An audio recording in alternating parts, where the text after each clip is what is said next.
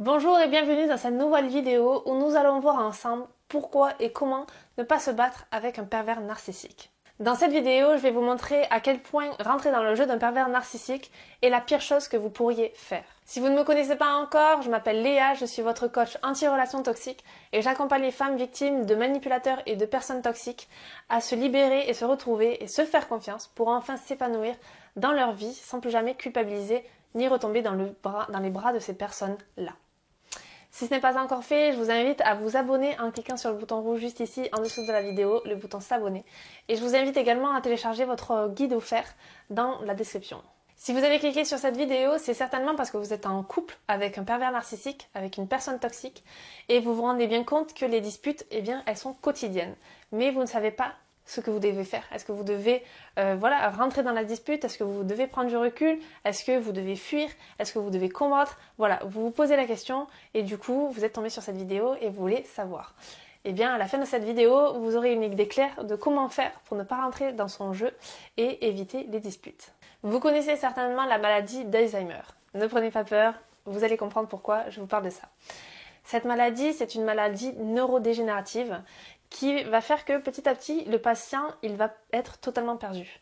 Il va perdre toute réalité et il va ne plus avoir aucun repère. Par exemple, ça peut être un monsieur de 80 ans qui va penser qu'il a 20 ans et qu'il est sur le champ de guerre. Qu'il est en plein champ de bataille alors qu'il en a 80. Pour vous donner un autre exemple, il y a quelques années, j'ai travaillé dans un hôpital psychiatrique et il y avait cette petite mamie qui me racontait, toute contente, le sourire aux lèvres, les larmes aux yeux, que la veille, elle avait été dans un gros parc d'attractions et qu'elle avait fait des grands 8, des loopings, tout ça. Et elle me racontait ça. Et elle était tellement contente et heureuse de me raconter ça. Je vous jure, elle était émue de me raconter que la veille, elle avait passé une super journée. Alors que c'était totalement faux. La veille, elle était dans cet hôpital psychiatrique comme tous les jours depuis des années. Et elle était persuadée que c'était ce qu'elle avait vécu la veille. Peut-être qu'elle l'a vécu, certainement qu'elle l'avait vécu, mais des années auparavant, et c'était un souvenir qui revenait. Mais c'était tellement présent dans sa tête qu'elle s'est persuadée que c'était la veille. Alors imaginez-vous, vous êtes face à cette petite mamie qui vous raconte ça, les larmes aux yeux, tellement heureuse et pleine de gratitude d'avoir vécu ce moment-là. Comment vous réagissez? Est-ce que vous allez lui dire que c'est faux? Est-ce que vous allez lui raconter que, bah non, vous étiez là hier, vous étiez dans l'hôpital psychiatrique, vous avez regardé la télé, vous avez joué à ce jeu avec Jacques, vous avez pris vos médicaments. Est-ce que vous allez lui dire ça? Est-ce que vous allez rentrer dans le conflit avec cette petite mamie qui est totalement sortie de la réalité et qui ne comprend pas tout ce qui se passe? Parce que c'est ça en fait, c'est que vous allez rentrer dans le conflit. Elle est persuadée qu'elle a vécu, qu'elle a été au parc d'attractions hier. Donc elle va vous dire que c'est faux. Et vous allez lui dire que c'est faux. Donc vous allez rentrer dans le conflit. Et puis, en plus, face à elle, vous allez vous énerver à essayer de lui expliquer, à lui prouver par A plus B que c'est totalement faux. Et donc vous allez vous exténuer à répéter sans cesse que c'est faux. Et vous allez surtout l'énerver alors qu'elle était toute heureuse au départ, en fait. Cette petite mamie, elle était toute contente de vous raconter ce qu'elle avait fait hier. Et vous arrivez et vous lui dites non, c'est faux. Et donc vous lui détruisez tout son schéma, tout son souvenir, et donc elle n'est plus heureuse, mais elle est énervée contre vous et elle est en colère. Je pense que vous voyez où est-ce que je veux en venir maintenant.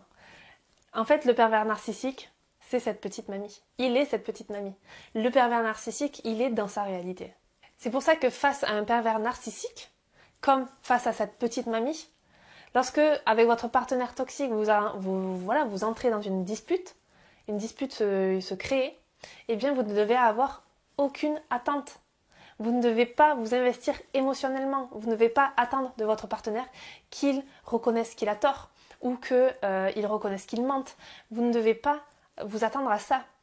Vous ne devez lui offrir en aucun cas vos sentiments ni votre empathie. Vous ne devez pas vous dire « Ah mais oui, je te comprends, je sais, c'est parce que hier tu as vécu ça, du coup là c'est pour ça que tu rentres dans cette dispute, c'est pour ça que tu déverses toute ta colère sur moi, pardon. » Voilà, vous ne devez en aucun cas vous être vulnérable face à lui, lui offrir vos sentiments et être empathique avec lui. Parce que lui offrir vos sentiments, c'est comme lui offrir de l'or. Donc il faut que vous restiez calme, que vous gardiez votre contrôle parce que vous êtes consciente en plus de ce qu'il est. Vous êtes consciente qu'il est dans sa réalité, vous êtes consciente qu'il est cette petite mamie complètement perdue, qui croit et est persuadée que ce qu'il pense est la réalité, alors que vous savez qu'il pense ça, vous en êtes consciente. Vous savez qu'il est programmé pour ne pas comprendre ce que vous dites, qu'il est programmé pour ne pas ressentir comme vous ressentez, qu'il est programmé pour ne pas se remettre en question. Il ne se remet jamais en question, le pervers narcissique. Vous savez qu'il est programmé pour ne pas assumer la responsabilité de ses actes et pour prendre du recul. Tout ça, vous le savez, vous en êtes consciente. Et en plus de ça, vous savez, vous êtes consciente que les conflits le nourrissent, que c'est pour ça qu'il a toujours besoin de créer des problèmes et des disputes, que le chaos le nourrit, plus il y a de problèmes et mieux il se porte. Tout ça, vous le savez, et vous savez surtout qu'il fait tout ça pour vous détruire. Si vous n'en êtes pas consciente, si tout ce que je viens de parler ne vous parle pas, je vous invite à aller voir une vidéo que je vous mets ici. Cette vidéo, elle s'appelle « Quel est le but du pervers narcissique? Pourquoi fait-il cela ?» Si vous n'êtes pas consciente de pourquoi il fait cela, pourquoi il a besoin de chaos pour se nourrir, je vous invite vivement à aller voir cette vidéo. Donc, il est impératif que vous ne rentriez pas dans son jeu et surtout que vous ne lui montrez pas vos sentiments, ce que vous ressentez à l'intérieur de vous. Je sais que c'est compliqué parce que lorsque quelqu'un face à nous est en colère, surtout les pervers narcissiques qui, eux, vivent des rages narcissiques, je sais que c'est compliqué de ne pas pleurer, de ne pas se mettre en colère, de ne pas rentrer dans son jeu. Je sais que c'est compliqué, mais c'est la seule chose à faire en fait. Parce que je sais que c'est difficile, d'autant plus parce que dans une relation, la communication est quelque chose d'extrêmement important. En fait, c'est la base. Une bonne communication, c'est la base d'une bonne relation. Et avec votre partenaire narcissique, la communication, elle n'est pas possible. Parce qu'il ne vous écoute pas. Déjà, et en plus de ça, il ne comprend pas et il est persuadé qu'il détient la vérité. Donc, je sais que c'est compliqué de ne pas communiquer ses sentiments avec son partenaire.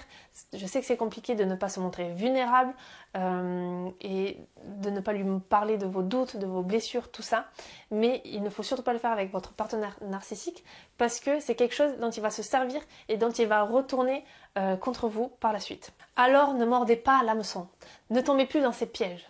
S'il vous insulte, ne vous défendez pas. Je sais que ça peut paraître fou de vous dire ça, mais croyez-moi, moins vous mordrez à l'hameçon et plus vous contrôlerez vos émotions et plus vous prendrez le contrôle sur votre partenaire. Plus vous garderez votre sang-froid face à lui et plus vous serez forte en fait face à lui. Vous devez toujours rester digne lors d'une dispute face à lui, et surtout si vos enfants en regardent en plus, mais il faut rester digne parce que il fait tout pour vous pousser à bout, pour que vous rentriez dans le même état de colère que lui, pour ensuite vous retourner la situation contre vous et vous dire, tu vois, c'est toi la folle, regarde comment tu cries, regarde comment tu hurles, alors qu'en fait c'est lui qui vous a poussé à bout. Donc lorsque votre partenaire toxique, lorsque le pervers narcissique face à vous, eh bien, il rentre dans une dispute, lorsqu'il essaye de créer des problèmes, qu'il vous insulte, qu'il vous humilie, tout ça, restez calme et pensez sans cesse, il est dans son monde. Il est dans son monde, il est perdu, il est cette petite mamie, ça ne sert à rien. Dans tous les cas, ça ne sert à rien que je rentre dans son jeu. La petite mamie, quand elle me raconte la veille qu'elle était dans un parc d'attractions, ce n'était pas un jeu pour elle. Elle, c'était vraiment sa réalité parce que voilà, c'est une atteinte au niveau du cerveau, c'est une maladie. Et donc, il n'y avait pas de but derrière ça. Elle me racontait juste sa réalité. Le pervers narcissique, lui, quand il essaye de créer des problèmes, des disputes, il est dans sa réalité, certes, mais derrière ça, il y a un but recherché. Et le but recherché, c'est de vous détruire. De faire en sorte que vous rentriez dans son jeu, que vous rentriez dans le même état que lui, de colère, de tristesse. Voilà, c'est le but recherché. Donc, quand vous êtes face à lui et qu'il essaye de vous détruire, eh bien, prenez du recul et vous vous dites, ok, là, je sais ce qu'il est en train de faire. Je sais ce qu'il est en train de faire, il est dans son monde, il essaye de faire ça et ça ne va pas marcher. Ça ne va pas marcher. Même si à l'intérieur de vous, tout ce qu'il vous dit vous détruit et vous rabaisse et vous humilie, ne lui montrez pas. Donc vous vous demandez peut-être comment faire pour ne pas rentrer dans une dispute face à un pervers narcissique. J'ai tourné une vidéo sur ça, je vous la mets juste ici en haut. Cette vidéo, elle s'appelle les 5 phrases, les 5 conseils que vous pouvez dire à votre pervers narcissique pour le désarmer en fait. Donc je vous invite vivement à aller voir cette vidéo, je pense qu'elle peut énormément vous aider. Voilà, on arrive à la fin de cette vidéo, j'espère qu'elle vous aura plu. Si c'est le cas, n'oubliez pas de vous abonner, de mettre un j'aime et de commenter. Je vous lis et je vous réponds personnellement. D'ailleurs, mettez-moi en commentaire petite mamie si la petite métaphore vous a aidé et si maintenant vous voyez votre partenaire toxique comme une petite mamie totalement perdue. Ça me fera énormément plaisir de voir ce petit commentaire et puis ça me montrera que vous avez regardé la vidéo jusqu'au bout et j'apprécierai énormément. Voilà, c'était Léa et je vous dis à très vite pour la prochaine vidéo.